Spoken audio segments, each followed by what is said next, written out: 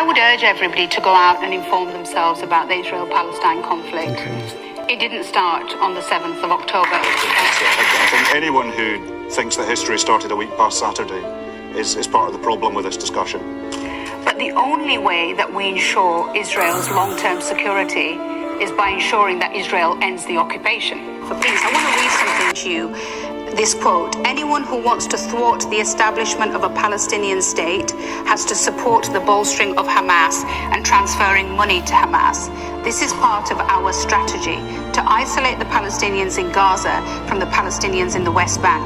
That was Prime Minister Netanyahu in 2019, supporting Hamas, because he knows that as long as Hamas remains there, he can always argue that there is no partner for peace. Not so long ago, in 2016, when John Kerry, as Secretary of State, put forward a peace proposal, that proposal was accepted by the Palestinian Authority and it was rejected by one Netanyahu, a man who is mired in allegations of corruption, who actually in his cabinet has a minister who has been convicted of terrorism, another minister who is a self-confessed fascist, and who are governing on the basis of a coalition agreement which denies the very right of the Palestinian state to exist.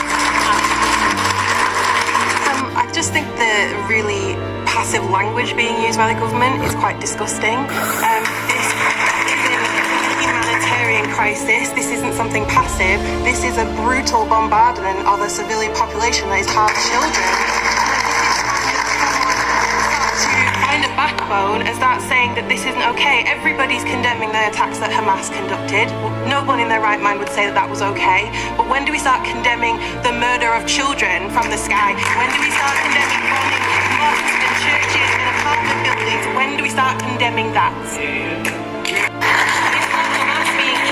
It's not Hamas we're seeing blown to bits on social media, is it? We're seeing children, women, old people, even, the men as well, poor fathers with their children in bars. What's the exchange rate for an Israeli life to a Palestinian life? What does the death toll have to get to before this ledger becomes equal? What is it? Okay. Because it's thousands. Let me come around some more of the audience.